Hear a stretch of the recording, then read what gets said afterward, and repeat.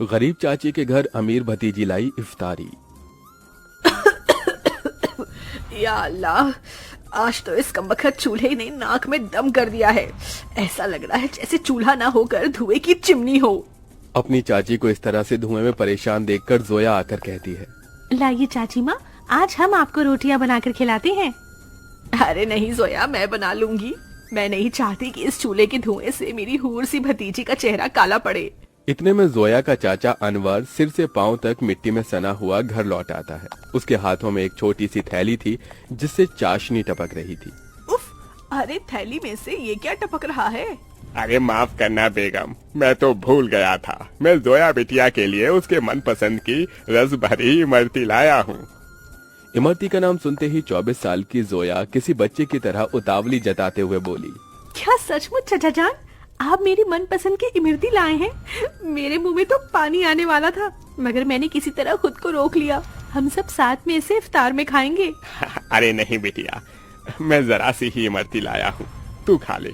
मुझे और तेरी चाची को मीठे से खास मोहब्बत नहीं है ना बेगम? जी बेशक। असल में इमरती खाने का मरियम और अनवर का भी बड़ा मन था, मगर दोनों अपना मन मार लेते हैं।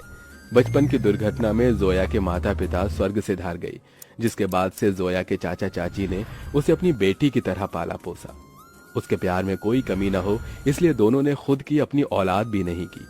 अनवर की माली हालत कुछ ज्यादा खास अच्छी नहीं थी। बस उसके पुश्तों का छोड़ा गया सालों पुराना एक कमरे का कच्चा घर और खेती करने के लिए जमीन का एक छोटा सा हिस्सा, जिस पर थोड़ी बहुत खेती करके जैसे तैसे 2 वक्त की रोटी का गुजारा चल रहा था। या खुदा, कढ़ाई में जरा सी सब्जी है। खैर, नमक प्याज रोटी से ही इफ्तार कर लेंगे। सब्जी सोया को दे देती हूँ। मरियम 3 थाली लगा ले आती है। अरे ये क्या, चाची माँ मेरी थाली में सब्जी, आप दोनों क्या खाएंगे? तभी अनवर अपने गमों को छुपाता हुआ झूठी मुस्कुराहट से बोला, अरे सब्जी की क्या जरूरत, आज तो मैं नून तिल से रोटी ही चटकारे लेकर खाऊंगा। ये कहते हुए गरीब अनवर नमक तेल लगी रोटी काट काट कर खाने लगता है। अपनी गरीब चाचा चाची का ऐसा दुख देखकर जोया का कलेजा कचोट पड़ता है। वो रो पड़ती है। चाची माँ, चाचा जान, चलिए इन सब्जी में से खाइए। अरे इतनी थोड़ी खाऊंगी मैं। जोया के गरीब चाचा चाची को उसे जितना प्यार था उतना ही स्नेह उसे भी था। यूं ही दिन गुजरते हैं। सुनो जी, हमारी जोया अब सयानी हो गई है। हमें इसके निकाह के बारे में सोचना चाहिए। जोया, भाई और भाभी की अमानत है हम पर। मरियम, मैं तो दिन रात अल्लाह से एक ही दुआ मांगता हूँ कि मेरी भतीजी को अच्छा घर मिले। अनवर जोया के लिए रिश्ता ढूंढने लगता है, जो कि अमीर खानदान में हिना के बेटे से लग जाती है। अब शादी की तैयारी शुरू हो जाती है। अनवर, अभी तक जोया के निकाह का जोड़ा नहीं सिलाया। 2 रोज बाद उसकी रुखसती है। जानता हूँ बेगम, मगर जितना कर्ज लिया था वो खर्चा हो गया। मैंने तुमसे एक बात भी छिपाई है, मैंने अपनी जमीन बेच दी। क्या जमीन बेच दी? उसी से तो फकत अभी तक हमारी रोजी रोटी चल रही थी। अब क्या करेंगे आगे? अल्लाह मियाँ बैठा है ना रोटी देने वाला। मरियम, कुछ तो कर लूंगा, लेकिन जोया हमारी इकलौती भतीजी है। उसका निकाह अच्छे से घर में हो जाए ताकि मन में कोई मलाल ना हो। जोया के गरीब चाचा चाची उसकी शादी के लिए अपनी खेती बाड़ी बेचकर उसकी विदाई करते हैं। चाचा चाची माँ, जा मेरी बच्ची, अल्लाह तुझे दोनों जहां की खुशियों और नेमतों से नवाजे। जोया अपने गरीब चाचा चाची के घर को छोड़कर अपने अमीर ससुराल में आ जाती है, जहां उसके सास ससुर नंद जेठानी से भरा पूरा परिवार मिलता है, जहां सास हिना उसका स्वागत करती है। माशाअल्लाह, कितनी खूबसूरत बीवी है हमारे मुराद की। एकदम सही फरमाया आपने अम्मी, भाई की तो किस्मत खुल गई। चलो देवरानी जी, हम तुम्हें तुम्हारा कमरा दिखाते हैं। जोया की जेठानी आलिया उसे कमरे में ले आती है, जो कि बहुत ही बड़ा और आलीशान था। वल्ला, इस कमरे से भी छोटा तो हमारे चाचा चाची माँ का घर था। यहाँ तो हर शान और शौकत है। अगले दिन जोया नहा धोकर पहली रसोई करने आती है। अस्सलाम वालेकुम अबू जान। खुश रहो बहू बेगम। अम्मी जान, खाने में क्या बनाना है? अरे बहू, तुम क्यों खाना बनाओगी? उसके लिए नौकर चाकर है ना, मगर हम सभी तुम्हारे हाथों का शाही टुकड़ा खाना चाहेंगे। जी अच्छा। जोया जैसे ससुराल के ऐशो आराम भरे किचन में कदम रखती है तो नम आंखों से निहारती रह जाती है। उसकी आंखों के आगे अपनी चाची का धुएं में चूल्हा फूकना याद आ जाता है। या खुदा, हमारा ससुराल कितना रईस है। ऐसा लग रहा है जैसे हम किसी जन्नत में आ गए हैं। मगर हमारी गरीब चाची माँ आज भी गीली लकड़ियों से चूल्हा जलाती होंगी। आंखों ही आंखों में जोया का उसके ससुराल में 1 साल गुजर जाता है और रमजान का महीना शुरू हो जाता है, जहां वो अपने अमीर ससुराल वालों के साथ दावतों भरी दस्तरखान पर बहुत कुछ खाती है, तो वहीं उसके गरीब चाचा चाची के हालत गरीब बदहाली में कट रहे थे। अरे क्या हुआ मरियम बेगम, अभी तक खाना नहीं लाई? मैं वजू करके कब का बैठा हुआ हूँ। जी लाई। मरियम कुछ रोटियां रखकर नमक मिर्च के साथ लाती है। जी बस यही है खाने में, रूखा सूखा है खाने में। जाने अल्लाह हमारे दिन कब बदलेगा।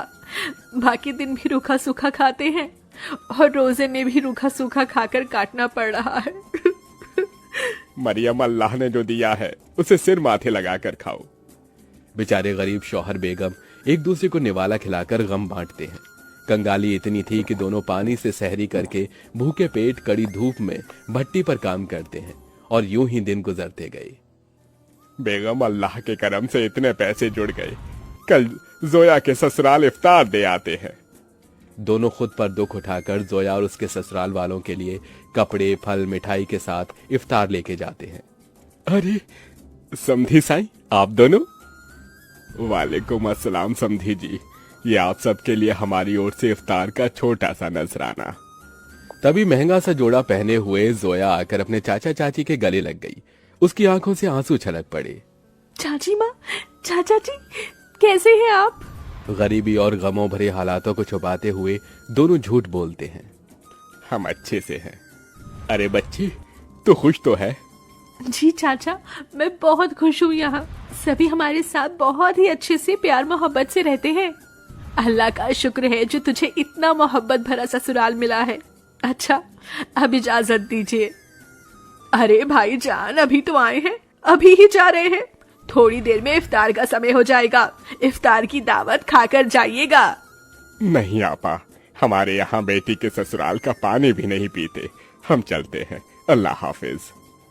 उनके जाने के बाद जोया की नंद ने कहा, अम्मी, आपने गौर फरमाया भाभी जान के चाचा चाची काफी कमजोर से लग रहे थे और कुछ परेशान भी थे। नाजिमा, लाजमी है कि वो कुछ परेशानी में है। बहू, तेरे चाचा चाची बहुत ही खुददार हैं। ऐसे तो वो हमारी मदद लेंगे नहीं। एक काम कर, तू भी उनके लिए इफ्तारी लेके जा, इन्हें अच्छा लगेगा। जोया के ससुराल वाले बहुत ही खुशियों के साथ उसके गरीब चाचा चाची के लिए इफ्तार की तैयारी में टोकरे भर फल, मिठाइयाँ, बहुत सी चीजें करते हैं। 2 दिन बाद जोया अपने गरीब चाचा चाची के घर पहुंचती है। किस्मत तो देखो, उस इफ्तारी की शाम उनके घर में रोटी के लिए भी जखना लगा हुआ था। तभी कुछ लोग अलमारी, कुर्सी, फ्रिज, पलंग इत्यादि अंदर लाते हैं। ये सब किसका सामान उतर कर हमारे घर आ रहा है? जोया, तू मेरी बच्ची? अस्सलाम वालेकुम चाची माँ, क्या बात है? इफ्तार का समय हो गया और आप दोनों ऐसे बैठे हैं? हम इफ्तार करने ही जा रहे थे। तो चलिए, मैं थाली लगाकर लाती हूँ। हम तीनों चाचा चाची भतीजी एक साथ इफ्तार करेंगे। जोया जैसे ही चूल्हे के पास जाकर देखती है तो सारे बर्तन खाली पड़े होते हैं। ये देखकर उसकी आंखों से आंसू गिरने लगते हैं। चाचा चाची, इस घर से मेरी रुखसती क्या हुई? आप दोनों ने मुझे इतना पराया कर दिया कि ये तक भी ना बताया कि आप दोनों किन हालातों से गुजर रहे हैं। मेरी बच्ची, इस घर में क्या तूने कम गमजादगी उठाई थी? चाचा चाची माँ, आप दोनों ने भी तो मेरे लिए कितनी कुर्बानी दी, कितनी मेहनत मशक्कत की और मुझे शहजादी जैसा पाला पोसा। अब मेरी बारी है। इसके बाद जोया खुद अपने हाथों से इफ्तार में बहुत कुछ बनाती है। इफ्तार की दावत देखकर उसके चाचा चाची पेट भरकर खाते हैं। आज एक अरसे बाद ऐसी इफ्तारी नसीब हुई है, वरना तो सालों से गरीबी में रूखे सूखे से रमजान के रोजे कट रहे थे। मैं यहाँ आप दोनों को सिर्फ इफ्तार देने नहीं आई, बल्कि ईद पर आपको मेरे यहाँ आना है और ये अम्मी अब्बू का हुक्म है। हम आएंगे बिटिया, जरूर आएंगे। जोया के गरीब चाचा चाची ईद के दिन उसके घर आते हैं, जहां उनका खूब स्वागत होता है और सभी साथ मिलजुल कर ईद मनाते हैं।